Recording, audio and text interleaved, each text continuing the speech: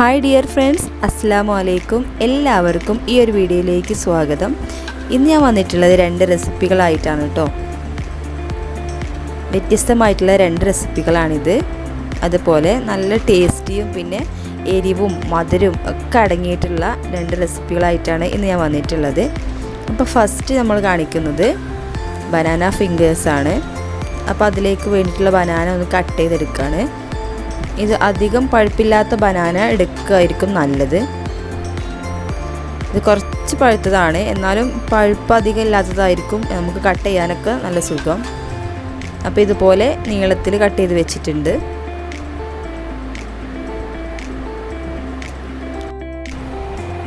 ഇനി ഇതിലേക്കൊരു ബാറ്റർ ഉണ്ടാക്കണം. അതിന് വേണ്ടിയിട്ട് 4 സ്പൂണോളം കടലപ്പൊടിയാണ് ഇപ്പോൾ ചേർക്കുന്നത്. അതിലേക്ക് 3 സ്പൂണ് മൈദപ്പൊടി ചേർത്ത് കൊടുക്കാം. 1 സ്പൂണ് മുളക് പൊടി ചേർത്തു. 1/2 സ്പൂണ് മഞ്ഞൾപ്പൊടി ചേർത്തു. 1/4 സ്പൂണ് ബേക്കിംഗ് സോഡ. 2 ടേബിൾ സ്പൂണോളം അരിപ്പൊടി.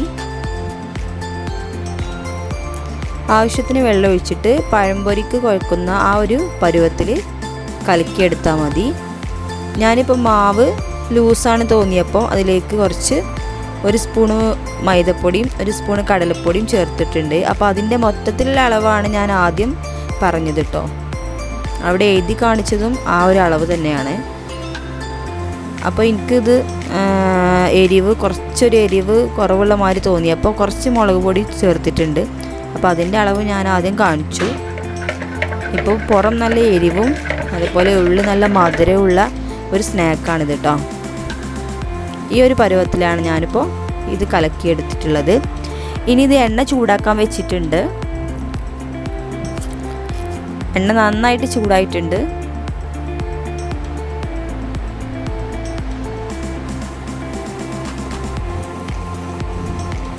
നമ്മൾ പഴംപൊരി പൊരിച്ചെടുക്കണ അതേ രൂപത്തിൽ തന്നെ ഓരോന്നും ഫ്രൈ ചെയ്തെടുത്താൽ മതി.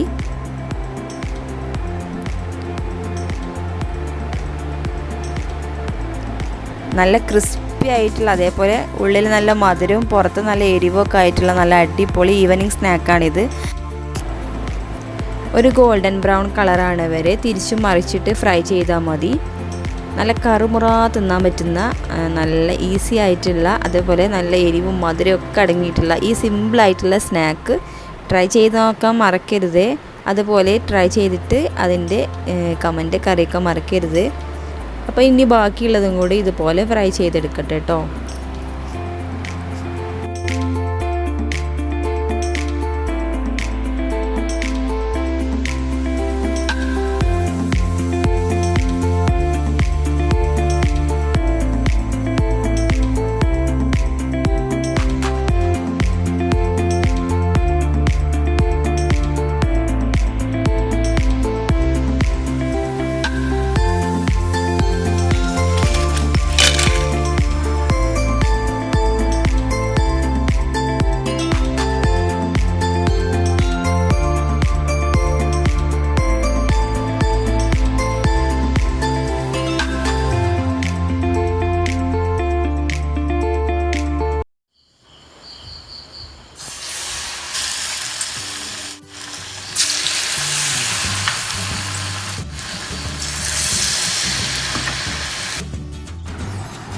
അപ്പോൾ നമ്മുടെ നെക്സ്റ്റ് ഐറ്റം ബനാന പക്കവട.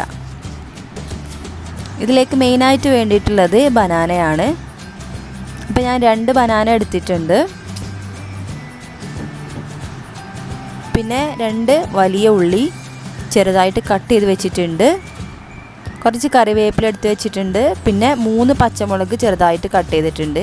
ഒരു ചെറിയ കഷ്ണം ഇഞ്ചിയും ചെറുതായിട്ട് കട്ട് ചെയ്ത് വെച്ചിട്ടുണ്ട്. ആദ്യം നമുക്ക് ബനാന തൊലി കളഞ്ഞ് ഒന്ന് ചെറുതായിട്ട് ഉള്ളി കട്ട് ചെയ്ത് അതേപോലെ തന്നെ ഒന്ന് കട്ട് ചെയ്തെടുക്കാം.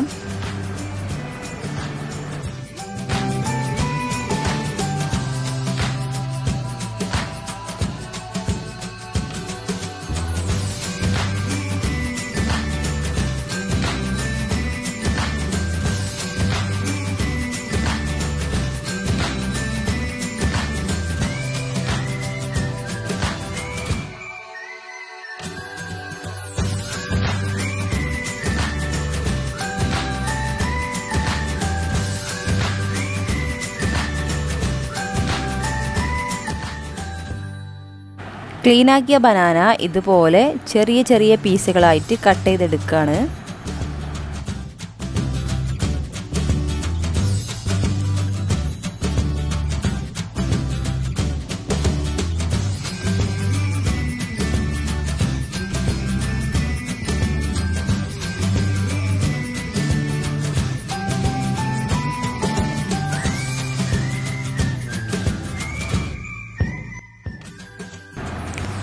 ആദ്യം നമുക്ക് 2 വലിയ ഉള്ളി ചേർത്ത് കൊടുക്കാം.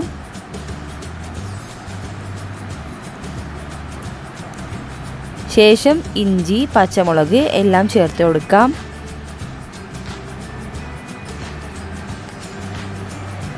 അരിഞ്ഞു വെച്ചിട്ടുള്ള ബനാന ചേർത്ത് കൊടുക്കാം. കറിവേപ്പില ചെറുതായിട്ട് കട്ട് ചെയ്ത് ചേർത്തു.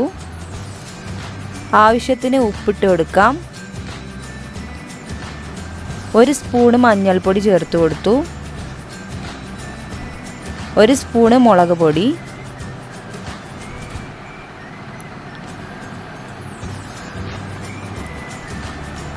ഇതിലേക്ക് ഇനി ചിക്കൻ മസാല 2 സ്പൂണ് ഇട്ട് കൊടുക്കാം. ഈ ചിക്കൻ മസാല ഇടുമ്പോൾ നല്ല മണവും നല്ല ടേസ്റ്റുമാണ്. അപ്പോൾ അത് മിസ് ചെയ്യരുത്. അതുപോലെ 6 ടേബിൾ സ്പൂണോളം കടലപ്പൊടി ചേർത്ത് കൊടുത്തു. ഇതിനിടയിൽ 5 ടേബിൾ സ്പൂണ് മൈദപ്പൊടി ചേർത്ത് കൊടുത്തിട്ടുണ്ടായിരുന്നു. പക്ഷേ അത് ഞാൻ ക്യാമറ ഓഫാക്കിയിട്ടാണ് ചേർത്തത്. അതുകൊണ്ട് അതിൻ്റെ ഒരു ഇതിലില്ല. പിന്നെ ആവശ്യത്തിന് വെള്ളം ഒഴിച്ചിട്ട് നന്നായിട്ട് കുഴച്ചെടുക്കാം. അപ്പോൾ ഇതിൽ പൊടി കുറവുണ്ടെങ്കിൽ പിന്നീട് ചേർത്ത് കൊടുത്താൽ മതി. അപ്പോൾ ഞാൻ പിന്നീട് ചേർത്ത് കൊടുത്തിൻ്റെ അളവാണ് ഫസ്റ്റ് തന്നെ അവിടെ എഴുതി കാണിച്ചത് കേട്ടോ. ഇനി നന്നായിട്ടൊന്ന് കുഴച്ചെടുക്കാം. ഇതിൻ്റെ അളവ് ഞാൻ ഫസ്റ്റ് കാണിച്ചു.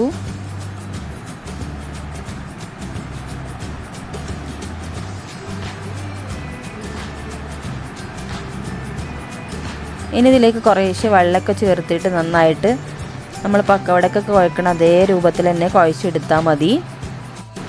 ഫ്രൈ ചെയ്യാനുള്ള എണ്ണ ഞാൻ ചൂടാക്കാൻ വെച്ചിട്ടുണ്ട്. അപ്പോൾ മാവ് കുഴക്കുന്ന ആ ടൈം കൊണ്ട് എണ്ണ അവിടെ നന്നായിട്ട് ചൂടായിക്കോളും. അപ്പോൾ നമ്മുടെ മാവ് റെഡി ആയിട്ടുണ്ട്. ഇനി ഓരോന്നായിട്ട് ഫ്രൈ ചെയ്തെടുക്കാം.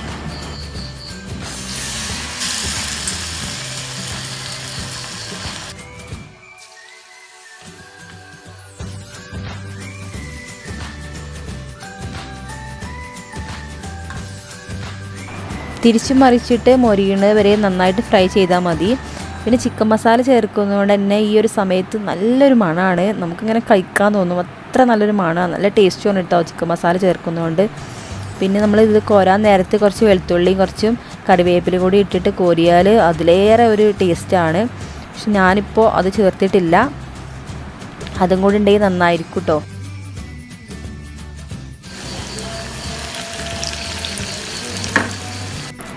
ഇന്നത്തെ ഈ വീഡിയോ ഞാനിവിടെ വൈൻഡപ്പ് ചെയ്യാണ്. അപ്പോൾ ഇന്ന് കാണിച്ചിട്ടുള്ള 2 വ്യത്യസ്തമായിട്ടുള്ള സ്നാക്കുകൾ നിങ്ങൾക്ക് ഇഷ്ടമായി കാണുമെന്ന് വിശ്വസിക്കുന്നു. ഇഷ്ടമായിട്ടുണ്ടെങ്കിൽ ട്രൈ ചെയ്ത് നോക്കിയിട്ട് ലൈക്ക് ചെയ്യുക, ഷെയർ ചെയ്യുക, കമൻറ്റ് ചെയ്യുക. അപ്പോൾ നമുക്ക് അടുത്ത നല്ലൊരു വീഡിയോ ആയിട്ട് കാണുന്നവരെ എല്ലാവർക്കും അസ്സലാമു അലൈക്കും. നിങ്ങളെൻ്റെ ചാനൽ സബ്സ്ക്രൈബ് ചെയ്തിട്ടില്ലെങ്കിൽ സബ്സ്ക്രൈബ് ചെയ്യുക. പുതിയ വീഡിയോസിൻ്റെ നോട്ടിഫിക്കേഷൻ ലഭിക്കുന്നതിന് വേണ്ടിയിട്ട് ബെല്ലൈക്കൺ പ്രസ് ചെയ്യുക. Thank you.